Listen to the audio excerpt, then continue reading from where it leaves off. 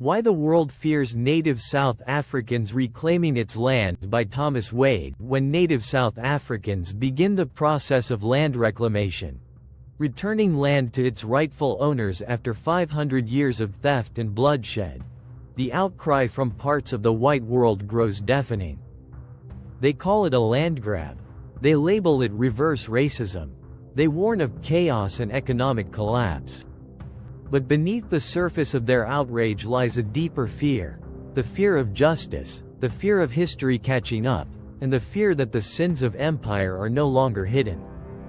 Let's be clear. White South Africans are not indigenous to the land they control. Their ancestors, Dutch colonists, British imperialists, arrived with ships, guns, and a mandate to conquer. They did not ask. They did not trade. They took. Through war, genocide, forced removals, and apartheid, they amassed control over the richest lands, mines, and industries, while the native South African majority was pushed into poverty, townships, and dependence. So when today's South African government even discusses land redistribution, most of it still owned by a small white minority, it's not radical. It's restorative. The United States often steps in to criticize land reform in South Africa, claiming to defend human rights or economic stability. But what it's really defending is a shared colonial legacy. America, like South Africa, is a settler colony. It was built on land stolen from Native Americans and on the backs of enslaved Africans. Its cities, institutions, and wealth were founded through extermination, deception, and forced migration. To endorse South Africa's reclamation of land would mean America has to face its own unhealed wounds. It would have to admit that the wealth of the West came not from hard work alone, but from colonial theft. That indigenous people are still displaced on reservations. That reparations are not just a demand, but a moral necessity. So instead, America projects. It accuses South Africa of injustice while refusing to account for its own crimes. One of the most sinister tactics in modern discourse is the flipping of victimhood. Colonizers frame themselves as the oppressed the moment justice becomes a threat to their position. This is why the world is flooded with documentaries, news pieces, and online propaganda showing white South African farmers as the new victims. But here's the inconvenient truth. You cannot be a victim of justice if your wealth came from violence. White South Africans are not being massacred. They are not being driven into the sea. What's happening is far more unsettling to the old world order, the slow rebalancing of power. The outrage over land reform in South Africa isn't really about policy, it's about precedent. If South Africa reclaims its land and remains stable, what's stopping other colonized nations from doing the same? What if indigenous tribes in the Americas demand full restoration of territory?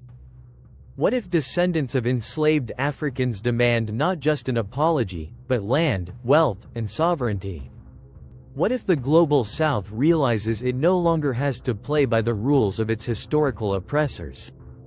The West's fear is spiritual and structural.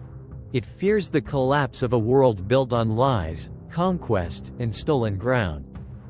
Land reclamation is not easy. It must be done wisely, legally, and without descending into vengeance. But it must be done, or justice remains a dream deferred.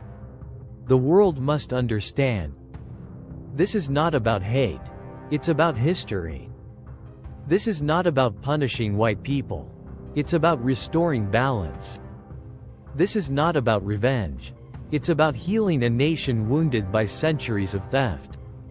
Let South Africa lead. Let it be a case study in courage. And let the rest of the world, including America, stop pretending the real danger is justice itself. If your ancestors stole the land, if your legacy was built on the backs of others, then your discomfort in this moment is not oppression. It's the sound of justice arriving. No one gives up power without a fight. There is one harsh truth we must confront, and it cannot be sugar-coated. No people in history who gained power, land, and wealth through conquest have given it up voluntarily. And those who benefited from colonization are no exception. Expecting white settlers, or their descendants, to return the land they inherited through violence without resistance is a fantasy. Benevolence has not been the hallmark of colonization, domination has. From Africa to the Americas, from Asia to the Pacific, when the oppressed rise to reclaim what was stolen, resistance from the colonizer class is not just probable, it is inevitable. History has shown this through armed suppression of slave revolts and indigenous uprisings, economic warfare and sanctions against liberation movements, propaganda labeling freedom fighters as terrorists, political interference, coups, and assassinations of black leaders. Even peaceful reform efforts, such as those in Zimbabwe or Haiti, have been met with sabotage, foreign manipulation, and international condemnation. Why? Because to relinquish land is to relinquish control. And to do that would mean finally admitting that the entire colonial system was built on theft. Justice will never be handed over. It must be seized with a plan, defended with unity, and built with vision. The oppressed must be prepared for resistance, not because they seek war, but because those who stole power will not let it go peacefully. This is not a call to violence, it's a call to clarity. A call to end illusions. The system will not fall because it finds its conscience. It will fall because people awaken, organize, and refuse to bow. Justice is not granted by the powerful. It is claimed by the determined. And South Africa may once again become the model for how that truth unfolds in the 21st century. The unspoken truth. No power gives up without pressure. Justice will never be handed over. It must be seized with a plan, defended with unity, and built with vision. The oppressed must be prepared for resistance, not because they seek war, but because those who stole power will not let it go peacefully. This is not a call to violence, it's a call to clarity. A call to end illusions. The system will not fall because it finds its conscience. It will fall because people awaken, organize, and refuse to bow. Justice is not granted by the powerful. It is claimed by the determined. And South Africa may once again become the model for how that truth unfolds in the 21st century. The crucial difference lies in the determination and the unity of the oppressed. Movements for justice must not only resist but also build alternative structures that embody the values of equity and liberation.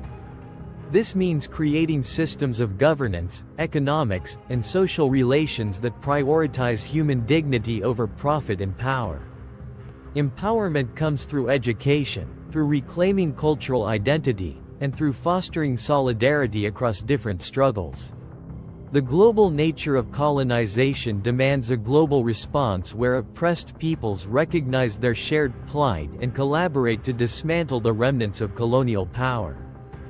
Success will not be immediate, setbacks will occur. But with perseverance, vision, and unwavering commitment, the tide can turn. The essence of justice is not merely the recovery of lost wealth but the establishment of a world where exploitation is no longer tolerated, and true freedom flourishes.